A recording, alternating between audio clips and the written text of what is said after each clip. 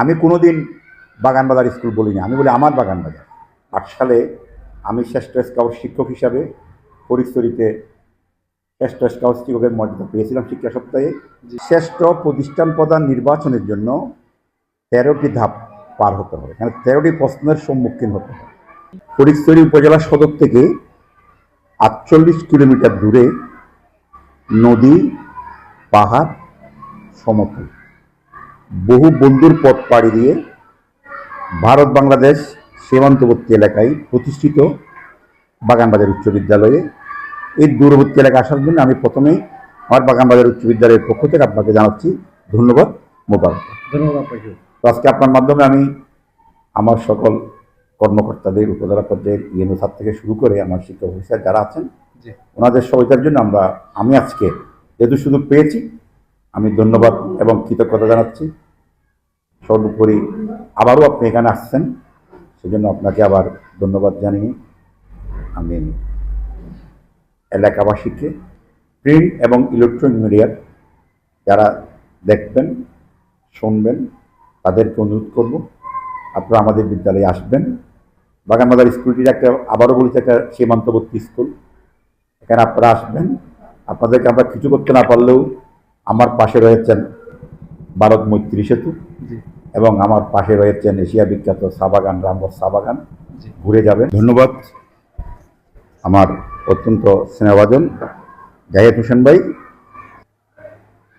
আমরা যাদেরকে বলি কলম সৈনিক, যাদের মাধ্যমে দেশ থেকে অন্যায় ও বিচার দূরীভূত হবে, যাদের লিখনের মাধ্যমে দেশ হবে একটি সুন্দর, স্বনির্ভর, দুর্নীতিমুক্ত একটি দেশ হবে, দায়িত্ব যিনি পালন করছেন গণকণ্ঠ এবং ভিলেজ লাইফ থেকে আপনি দায়িত্ব পালন করে যাচ্ছেন। আসলে আপনি জেনে আনন্দিত হবেন, গণপ্রজাতন্ত্রী বাংলাদেশ সরকারের শিক্ষা মন্ত্রণালয়ের একটি নিয়ম, রুটিন দায়িত্ব হচ্ছে প্রত্যেক বছরের শুরুতেই স্কুল ভিত্তিক প্রতিযোগিতার মাধ্যমে উপজেলা পর্যায়, উপজেলা থেকে জেলা পর্যায়, জেলা থেকে অঞ্চল, অঞ্চল থেকে জাতীয় পর্যায়ে এই প্রতিযোগিতা হয়ে থাকে। এটার নাম হচ্ছে জাতীয় শিক্ষা সপ্তাহ।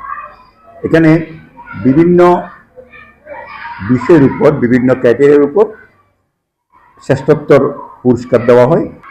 বিধি মোতাবেক প্রত্যেক বছর এই প্রতিযোগিতায় যারা অংশগ্রহণ করবেন, ওনারা সরকারি নির্দেশনা পাওয়ার পরেই দ্রুত সময়ের মধ্যে, নির্দিষ্ট সময়ের মধ্যে স্কুল থেকে, স্ব প্রতিষ্ঠান থেকে বাছাই করে প্রতিযোগিতার নাম পাঠানো হয়। বিশেষ করে শ্রেষ্ঠ প্রতিষ্ঠান প্রদান, শ্রেষ্ঠ বিদ্যালয়, শ্রেষ্ঠ শিক্ষার্থী, এগুলার সকল এক বছরের কার্যক্রম উপজেলায় জমা দিতে হয়। শ্রেষ্ঠ প্রতিষ্ঠান প্রদান নির্বাচনের জন্য ১৩টি ধাপ পার হতে হবে, এখানে ১৩টি প্রশ্নের সম্মুখীন হতে হবে। ১৩টি ধাপ অতিক্রম করতে পারলেই সেই শ্রেষ্ঠ, এর মধ্যে যে সর্বোচ্চ নাম্বার পাবে উনি নির্বাচিত হবেন। আচ্ছা, ১৩টি ধাপের মধ্যে প্রথম ধাপটা হচ্ছে শিক্ষাগত যোগ্যতা, দ্বিতীয় ধাপটা হচ্ছে অভিজ্ঞতা। এইভাবে আমাকে ১৩টা প্রশ্ন জাতীয় পর্যায় থেকে মাউসি থেকে নির্ধারণ করে দেওয়া হয়। যে ধাপগুলা পার হতে পারলে একটা স্কুল, একটা প্রতিষ্ঠান সরকারের আশা পূরণ করতে পারবে। প্রথমবারে আমি হতে পারি নাই, আমি ২০২৩ সালেও অংশগ্রহণ করেছিলাম প্রতিযোগিতায়, ২৪ সালেও আমি অংশগ্রহণ করেছিলাম, আমার ডকুমেন্ট জমা দিয়েছিলাম। কিন্তু ২৬ সালে আসে আমার সে মাহিন্দ্রকম, সে আমার ভাগ্য প্রস্ফুটিত হয়েছে। তো আমি ইনশাল্লাহ ২০২৬ সালের শিক্ষা সপ্তাহে আমার সকল ডকুমেন্ট উপস্থাপন করার পর ওই ডকুমেন্টগুলো আবার আপনি মুখে বললে হবে না। আচ্ছা, ওখানে বাস্তবে প্রতিষ্ঠানে ওগুলো আছে কিনা সেগুলো তথ্য প্রমাণ জমা দিতে হয়। আমি সেই সব তথ্য প্রমাণ জমা দিয়ে উপজেলার মাননীয় নির্বাহী অফিসার মহোদয়, উপজেলা মাধ্যমিক শিক্ষা অফিসার মহোদয় এবং এখানে আরও যারা যারা রয়েছেন তাদের বিচারে এবং নাম্বারের ভিত্তিতে হয়তো আমি ওনাদের কাছে সর্বোচ্চ ৬৪ নম্বর পেয়েছি। এই ৬৪ নম্বর পেয়ে আমি উপজেলা পর্যায়ে শ্রেষ্ঠ হওয়ার সৌভাগ্যটা আমার হয়েছে। আমার এই সৌভাগ্যের জন্য আমি মহান রব্বুল আলামিনের দরবারে শুকরিয়া জ্ঞাপন করছি। আমার এই কাজের জন্য যারা আমাকে সার্বিক সহায়তা করেছেন, আমার বিদ্যালয়ের সম্মানিত শিক্ষকবৃন্দ সহায়তা করেছেন, তাদেরকে আমি ধন্যবাদ জানাই। আর আপনি একটা প্রশ্ন করেছেন আমি এটা কিভাবে নিলাম, শ্রেষ্ঠত্ব কীভাবে অর্জন করলাম। আসলে শ্রেষ্ঠত্ব অর্জন করতে হলে পরিশ্রম করতে হয়, নিজেকে বিদ্যালয়ের সাথে অঙ্গাঙ্গিভাবে জড়িয়ে ফেলতে হয়। জি, আমি কোনোদিন বাগানবাজার স্কুল বলিনি, আমি বলি আমার বাগানবাজার।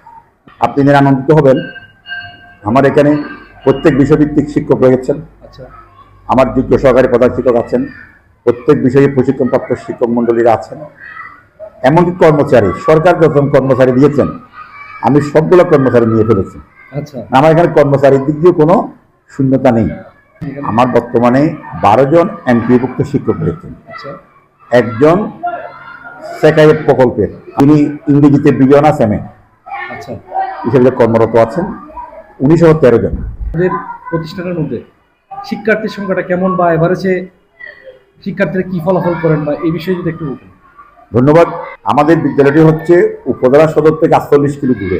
জি, আমরা উপজেলা পর্যায়ের যে কোনো সুযোগ সুবিধা থেকে যাতায়াতের কারণে আমরা পিছিয়ে থাকি, অনেক পিছিয়ে থাকার কথা। কারণ উপজেলায় একটা প্রতিযোগিতা শুরু হয় সকাল 10টায়, তাহলে আমাকে এখান থেকে যেতে হবে 8টায়। 8টায় যেতে হবে। 8টায় যেতে হলে আমাকে 7টায় আমার স্টুডেন্টরা ঘর থেকে বাইরে হতে হয়, তাহলে আমরা নিজেরা ক্লান্ত হয়ে যাই।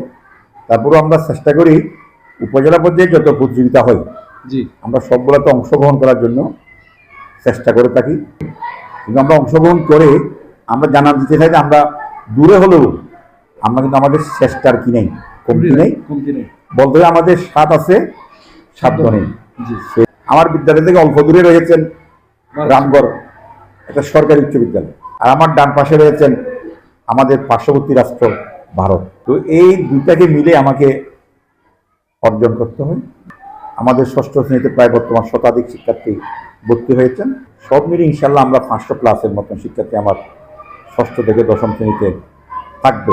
আমাদের স্লোগান হচ্ছে আপনার সন্তান হোক দেশের শ্রেষ্ঠ সন্তান, জি, আলোকিত মানুষ গড়ার পক্ষেই আমরা কাজ করে থাকি।